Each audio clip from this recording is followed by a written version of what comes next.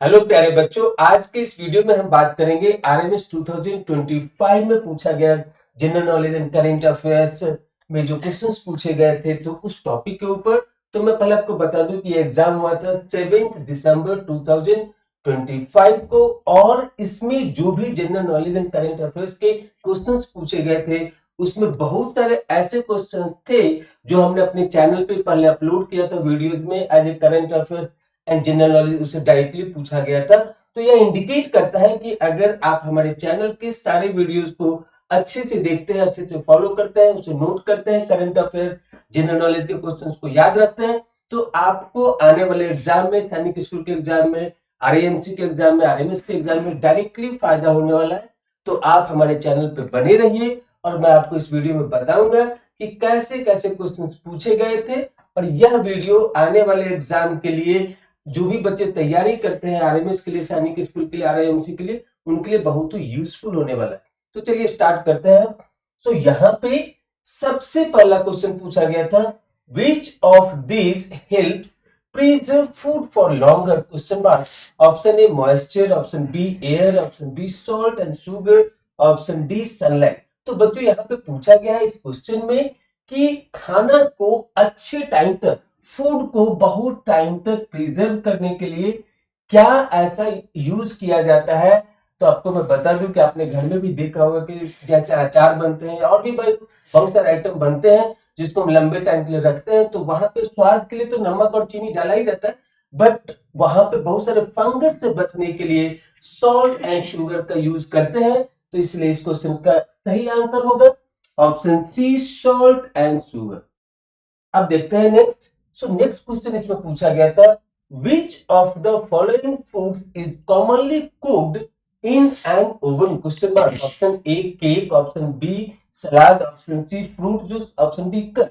ये एक सिंपल सा क्वेश्चन पूछा गया था कॉमन सेंस के ऊपर। अपने घर में भी देखा होगा कि ओवन नॉर्मली यूज होता है किसके लिए? तो जो भी चीज हमको कुक करना, वहां पे ये केक के लिए यूज किया जाता है, क्योंकि सलाद को हम लोग कुक करके नहीं खाते हैं। सलाद वहां पे फ्रूट्स का होता है या फिर वेजिटेबल का होता है, तो उसको हम लोग कच्चा यहाँ पे काट करके खाते हैं, और फ्रूट्स का जूस बनाया जाता है मिक्सर के द्वारा। फिर कर्ड तो दही होता है। तो ओवन में क्या बनता है? तो केक बनता है। तो इसलिए इसका राइट आंसर होगा ऑप्शन ए। अब देखते हैं next. So next is the first cricket World Cup was held in? Option A India, option B South Africa, option C Australia, option D England. तो बच्चों मैं बता दूं यहाँ पे कि फर्स्ट क्रिकेट वर्ल्ड कप जो हुआ था वो कहां हुआ था? तो इंग्लैंड में हुआ था। So this is the right answer for this question. अब देखते हैं next. So next is the Udan scheme launched by the Ministry of Civil Aviation aims to, option A, to enhance air connectivity in smaller cities, or option B, simplify and fix comfortable stay for travelers, option C, promote bus travel across the states, option D, offer discounts on hotel booking। तो सबसे पहले यहाँ पे थोड़ा सा common sense लगा के भी ऐसे क्वेश्चन का आंसर कर सकते हैं। उड़ान यहाँ पे नाम दिया गया स्कीम का, इसका मतलब है कि जो उड़ता है उससे ये रिलेट करता है। और ministry of civil aviation, so ministry of civil aviation किसको कंट्रोल करता है? तो ये जो भी हमारे देश में हवाई जहाज चलते हैं तो उनकी ये मिनिस्ट्री है, और ये जो रूल वहां पे पास करते हैं, जो भी वहां पे स्कीम देते हैं, वो सभी एयरलाइंस को फॉलो करना होता है। तो मिनिस्ट्री ऑफ सिविल एविएशन ने एक स्कीम शुरू किया था, उड़ान स्कीम, जिसका मकसद था कि छोटे छोटे सिटी को एयरपोर्ट बना करके वहां पे जहाज, हवाई जहाज का ट्रांसपोर्टेशन शुरू करे सस्ते रेट पे। So basically to enhance air connectivity in smaller cities. तो इसलिए इसका राइट आंसर होगा option A, simplify and fix comfortable stay for travellers. ये नहीं है, सी भी नहीं है, डी भी नहीं है, option A is the right answer for this question. अब देखते हैं next. So next is which of the following is not among occupation of Indian farmer? Question mark. Option A tilling, option B food processing, option C sowing, option D harvesting। तो बच्चों आपने देखा होगा कि processed food कई बार हवाई जहाज में बेचे जाते हैं और इवन ट्रेन में भी प्रोसेस फूड मिलता है और शॉप में भी मिलता है। सो फूड प्रोसेसिंग बेसिकली जो फूड की कंपनीज है वो उनको प्रोसेस करके बेचती है बाजार में, यह किसान का काम नहीं है। तो इसीलिए इसका पूछा क्या है, which is not among occupation of Indian farmers. तो फूड प्रोसेसिंग कंपनी करती है, ये किसान नहीं करते हैं, तो इसलिए यही इसका राइट आंसर होगा। अब देखते हैं next. So next is, which organ of a human body helps in digestion of food? Question mark. Option A brain, option B liver, option C stomach, option D heart. तो यह भी एक common sense based question है, काफी आसान question है और आप लोगों ने बुक में पढ़ा भी होगा, साइंस के बुक में। तो यहाँ पे खाना पचाने के लिए जो सबसे महत्वपूर्ण पार्ट होता है वो क्या होता है, स्टोमक होता है, जहां पे खाना हमारा डाइजेस्ट होता है। So option C is the right answer for this question. अब देखते हैं next. So next is, who was got the honor to become the first woman prime minister of Japan, assuming office on October 21st 2025। यहाँ पे चारों option दिए हुए हैं, मैं यहाँ पे थोड़ा सा आपको रोकूंगा। यह क्वेश्चन आप जाकर के हमारे चैनल पे देखिए, 7 दिसंबर को एग्जाम हुआ था, 7 दिसंबर 2025 को एग्जाम हुआ था और 6 दिसंबर को शाम में हमने करंट अफेयर्स जनरल नॉलेज के ऊपर एक वीडियो रिलीज किया था। वहां पे हमने ये क्वेश्चन बताया था और वहीं से डायरेक्टली पूछा गया है। तो जो बच्चे रेगुलरली फॉलो कर रहे थे उन्होंने मुझे फोन करके बताया, मैसेज करके बताया कि मैं आपका वीडियो रेगुलर फॉलो करता हूँ और आपका द्वारा बताया हुआ, क्योंकि ये स्टैटिक जीके नहीं है, ये करंट अफेयर से पूछा गया। तो जो हमने बताया वो जस्ट रात में पढ़े, सवेरे उनको वहां पे एग्जाम में मिल गया, तो बहुत फायदा हुआ। और आरएमएस के एग्जाम में एक एक मार्क्स का बहुत इंपॉर्टेंस होता है। Even all the competitive exam में सिंगल मार्क्स का भी बहुत बड़ा इंपॉर्टेंस होता है। एक मार्क्स के कारण आपका सिलेक्शन बन सकता है, आपका सिलेक्शन बिगड़ सकता है।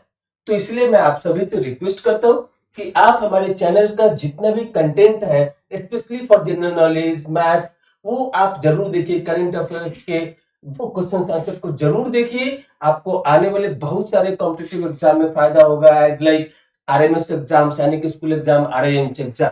तो इसका क्या है आंसर, तो उस समय में हमने बनाया था और डिटेल में हमने बताया था। वहां पे जो करंट अफेयर्स के टॉपिक भी हम कई बार वीडियो रिलीज किए, उसमें भी हमने बताया था और वहां पे फोटो भी हमने डाला था। तो ये एक महिला है और इनका नाम है Sanae Takaichi. Option B is the right answer for this question. आप सोचो, शाम में पढ़ रहे हो, सवेरे आपको वहां एग्जाम में पूछा जा रहा है, ये बहुत बड़ी बात है। तो आप देख सकते हैं कि हमने जो 6 दिसंबर 2025 को शाम में वीडियो रिलीज किया था, उसमें से पूछा गया डायरेक्ट, हम रेफरेंस भी आपको दे रहे हैं। तो नेक्स्ट, और नहीं तो डिस्क्रिप्शन बॉक्स में हम इसका आपको वीडियोस का डिस्क्रिप्शन भी दे देंगे। तो next is, when is World Environment Day celebrated? Option A 22 April, option B 5 June, option C 14 November, option D 2 October. और कई बार हमने बताया बच्चों से कि सैनिक स्कूल के एग्जाम में, आरएमएस के एग्जाम में जो स्पेशल डे सेलिब्रेट किया जाता है वो वहां पे नॉर्मली पूछते हैं, जो इम्पोर्टेंस होता है। तो इसके हिसाब से वर्ल्ड एनवायरनमेंट डे कब सेलिब्रेट किया जाता है, तो इसका आंसर होगा 5 जून। 5 June every year world Environment day celebrate किया जाता है। आप अपने नोटबुक में जरूर नोट करें और इसे याद भी रखें, आने वाले एग्जाम में पूछा जा सकता है। अब देखते हैं next. So next is, what is one major benefit provided by mountains? Question mark. Option A, they supply fresh water and timber. Option B, they are beautiful to look at. Option C, they cause heavy rains. Option D, they prevent free movement. तो यहाँ पे बच्चों आपसे पूछा गया कि what is one major benefit. बाकी benefit भी है, लेकिन जो मेजर, जो प्रमुख बेनिफिट है, फायदे हैं माउंटेन से, वह आपको यहाँ पे इस क्वेश्चन में बताना है। तो मैं आपको बता दूं कि जो भी नदी में पानी आता है वो कहां से आता है, वो माउंटेन से आता है। बहुत सारे जो लकड़ी होते हैं वो कहां से आता है, माउंटेन से आता है। अगर आप उत्तराखंड गए होंगे या और भी जगह पे गए होंगे, जहां से नदियां निकलती है तो वहां पे बहुत बड़ा बड़ा जंगल होता है जिसमें टिम्बर्स होते हैं, और वहीं से हमारा नदी में पानी आता है जिसे हम प्रोसेस करके और अपने पीने के लिए यूज करते हैं। तो यहाँ पे इसका आंसर क्या होगा? They supply fresh water and timber. So option A is the right answer for this question. अभी देखते हैं next. So next question is the tongue helps us to, option A chew food, option B digest food, option C taste food, option D swallow food. तो यहाँ पे टंग का क्या काम है? आप सब पढ़े भी होंगे, ये भी सिंपल क्वेश्चन पूछा गया है और इसमें कुछ भी ऐसा नहीं है। तो यहाँ पे टंग यूज होता है to taste the food. So option C is right answer for this question. अब देखते हैं next.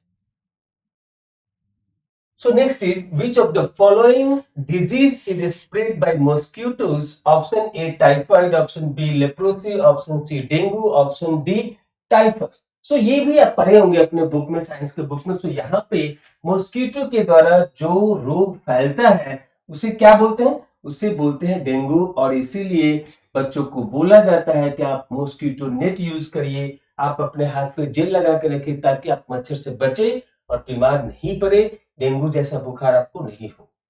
So next is Google CEO has recently announced October 2025 plans to build India's first ever Google AI hub in fill in the blanks। Option A Bengaluru, option B Hyderabad, option C Visakhapatnam, option D Pune. और इस question में बहुत सारे बच्चे गलती कर बैठते हैं क्योंकि बेंगलुरु उनको पता है कि आईटी हब है और ज्यादातर आईटी की कंपनी, सॉफ्टवेयर की कंपनी बेंगलुरु में रिसाइड करती है। बट बच्चों मैं यहाँ पे बता दूं आपको कि गूगल के सीईओ ने अनाउंस किया है किसके लिए? गूगल एआई हब, जो इंडिया में पहली बार India first ever Google AI hub जो बन रहा है, वो बहुत बड़ी लागत से, कितने बिलियन डॉलर के लागत से बन रहा है। वो कहां बन रहा है? तो आंध्र प्रदेश के एक शहर में जिसका नाम है विशाखापट्टनम, उसे वाइजैग भी बोलते हैं। तो इस क्वेश्चन का सही आंसर होगा ऑप्शन सी। अब देखते हैं next is who is the author of the Harry Potter series? Option A J.R.R. Tolkien, option B Roald Dahl, option C C.S. Lewis, option D J.K. Rowling. तो बच्चों आप ये तो देखे ही होंगे और आप सबको पता भी होगा। So Harry Potter series who is the author? J.K. Rowling. Option D is the right answer for this question. ये भी एक आसान क्वेश्चन पूछा गया था, बहुत सारे बच्चे को पता है क्योंकि ये बच्चों की सीरीज है, वो देखते हैं। तो next is which instrument helps to see tiny organism? Option A telescope, option B microscope, option C periscope, option D kaleidoscope. तो बच्चों यह भी एक आसान क्वेश्चन है, आप सबने पढ़ा भी होगा अपने साइंस के बुक में या फिर ऐसे भी जनरल नॉलेज के रूप में। तो आप भी हमें कुछ कुछ क्वेश्चंस का आंसर कमेंट में डालते रहिए ताकि हमें भी पता चले कि आप इंटरेक्ट भी कर रहे हैं। सो यहाँ पे पूछा जा रहा है कि छोटे छोटे ऑर्गन्स को किस चीज से देखा जाता है। तो बच्चों साइंटिस्ट भी उसको यूज करते हैं और डॉक्टर भी पेशेंट के डायग्नोसिस के लिए जो ब्लड टेस्ट होता है और भी डिफरेंट टाइप के टेस्ट होते हैं उसमें वो यूज करते हैं और उसका नाम है microscope. So option B is the right answer for this question. अब देखते हैं next. So next is the Ashoka Chakra is also known as option B Shanti Chakra, option B Satya Chakra, option C Karma Chakra, option D धर्मा चक्र। तो आप सबने देखा होगा India का फ्लैग, भारत का झंडा जो हमारा राष्ट्रीय ध्वज है, उसमें उसमें बीच में एक चक्र बना होता है जिसे हम लोग क्या बोलते हैं? उसे अशोक चक्र भी बोलते हैं, धर्मा चक्र। तो option D is the right answer for this question. अब देखते हैं next. The highest literary award in India is, ये ऑप्शन दिया हुआ। तो यहां पे आपसे पूछा गया है कि साहित्य के क्षेत्र में, लिटरेचर के क्षेत्र में, साहित्य के क्षेत्र में सबसे बड़ा अवार्ड क्या दिया जाता है? तो इसे ज्ञानपीठ पुरस्कार भी बोलते हैं हिंदी में। यहाँ पे ऑप्शन के अकॉर्डिंगली लिखा हुआ है ज्ञानपीठ अवार्ड। सो इसे ज्ञानपीठ पुरस्कार भी बोलते हैं हिंदी में। So option C is the right answer for this question. अब देखते हैं next. So next is the Indian Air Force Day is celebrated on option A 26th January, option B 4th December, option C 15th August, option D 8th October। तो बच्चों मैं यहाँ पे बता दूं कि इंडियन एयरफोर्स डे, उसके बाद फिर आर्मी डे, नेवी डे कई बार एग्जाम में पूछा जाता है और यह एक मोस्ट इंपोर्टेंट क्वेश्चन है। तो मैं यहाँ पे क्वेश्चन के अकॉर्डिंगली आपको बता रहा हूं इंडियन एयरफोर्स डे। और आपको हमारे चैनल पे क्या बताना है, आपको बताना है इंडियन आर्मी डे कब सेलिब्रेट किया जाता है, आपको बताना है इंडियन नेवी डे कब सेलिब्रेट किया जाता है। तो हमें पता चलेगा कि आप हमारे चैनल को बहुत स्ट्रांगली फॉलो करते हैं और यहाँ से बहुत कुछ सीखते भी हैं। तो बच्चों मैं बता दूं कि हर एक साल इंडियन एयरफोर्स डे मनाया जाता है, जो शुरू हुआ था 1932 में, तो 8 अक्टूबर। सो 1932 में ये शुरू हुआ था सेलिब्रेट होना। Indian air force day is celebrated every year on 8 अक्टूबर। और ये स्टार्ट हुआ था कब से, 1932 से। तो आपको क्या बताना है, आपको बताना है इंडियन आर्मी डे, आपको बताना है इंडियन नेवी डे। आप अपना कमेंट हमारे चैनल पे जरूर भेजें। सो अब देखते हैं next. So next is the headquarters of the UNICEF is in option A Geneva, option B Paris, option C New York, option D London. तो यहाँ पे बच्चों आप लोग देखे भी होंगे, सुने भी होंगे इसके बारे में कि यूनिसेफ ये पढ़ाया भी जाता है और आप जीके में पढ़े भी होंगे। सो आपने इसका फुल फॉर्म देखा होगा कई जगह पे बुक में भी। तो आपको बताना है यूनिसेफ का फुल फॉर्म। हम यहाँ पे आपको बताएंगे हेडक्वार्टर ऑफ द यूनिसेफ। सो ये कहां पे है, तो ये है अमेरिका के न्यूयॉर्क शहर में। Option C is the right answer for this question. आपको इसका फुल फॉर्म आता है कि नहीं, आप हमें जरूर बताइए। आता है तो आप जरूर वहां पे हमारे ये चैनल के कमेंट बॉक्स में टाइप करके लिखे। नहीं आता है तो आप गूगल से पूछे और टाइप करके मुझे बताएं कि आपने सीख लिया है। सो अब देखते हैं next. So next is the force that pools means attract the objects towards the center of the earth is called as option A manual power, option B friction, option C gravitational, option D magnetism। तो यह भी एक आसान question पूछा गया है।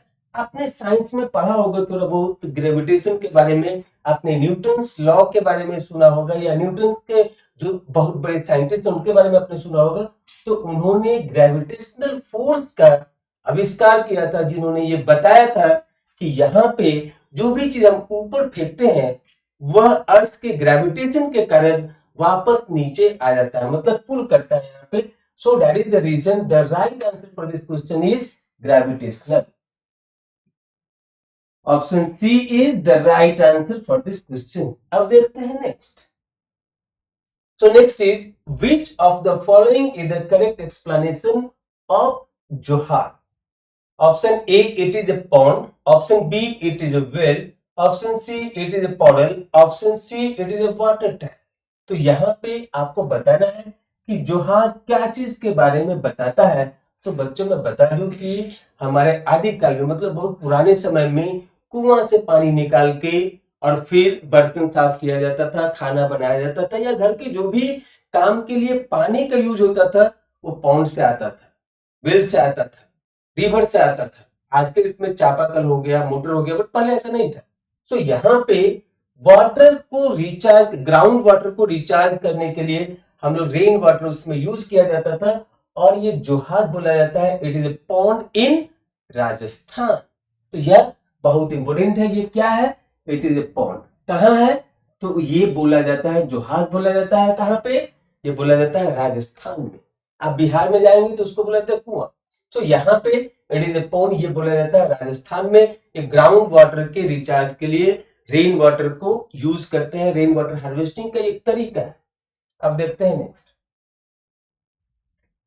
A coded system of raised dots used by blind individuals to read is option A hygrometer, option B barometer, option C altimeter, option D Braille. So यहाँ पे बच्चों में बता दूं कि जो भी ब्लाइंड मैन होते हैं वो भी किसी चीज को पढ़ सकते हैं, उसके लिए उनका एक सिस्टम डेवलप किया गया था। जो सिस्टम किसने डेवलप किया था? लुइस ब्रेले ने 1932 में वो सिस्टम डेवलप किया था, जिसे यूज करके एक ब्लाइंड मैन भी बहुत कुछ पढ़ सकता है। वहां पे कोडिंग किया था, उस कोड की सहायता से वो जो भी ब्लाइंड मैन है वो उसको रीड कर पाता है। तो क्या होगा इसका answer? So the right answer for this question is Braille. Option D is the right answer for this question. Next,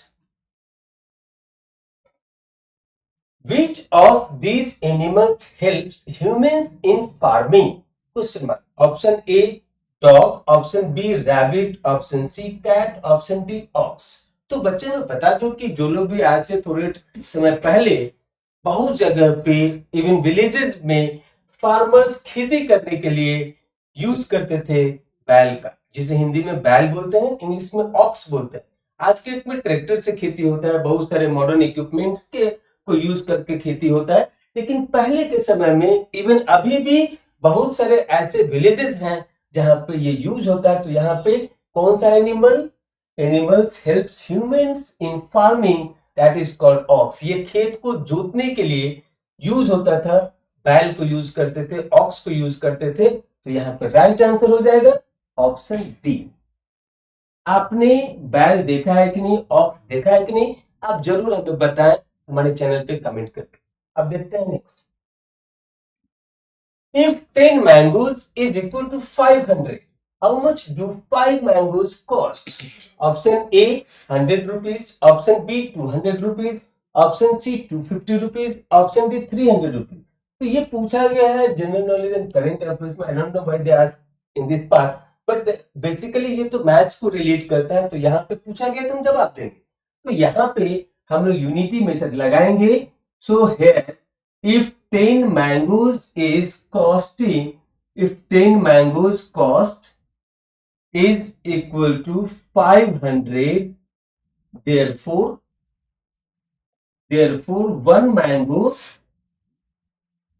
mango will cost how much? सबको पता होगा, तभी बच्चे तेज हैं। so 500 divided by 10, so that is equal to 50 rupees. That is equal to 50 rupees. But they ask not about that one mango, they are asking about that 5 mango.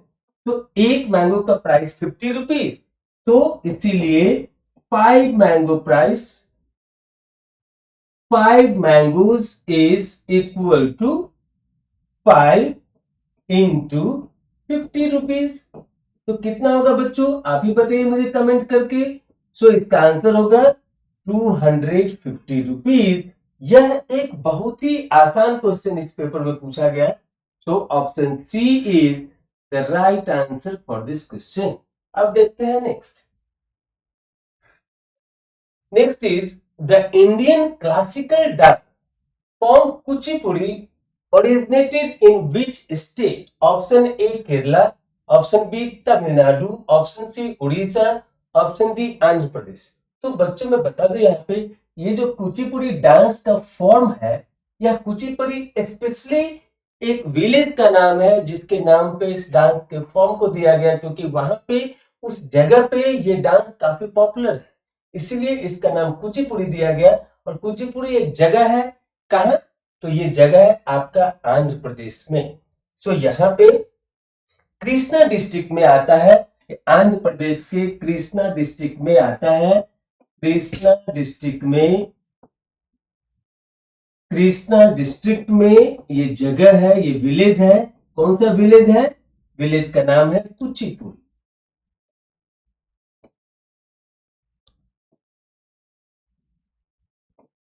तो इस village के नाम पे या डांस का फॉर्म का नाम दिया गया कुचिपुड़ी, जो कहां से बिलोंग करता है? तो आंध्र प्रदेश से बिलोंग करता है।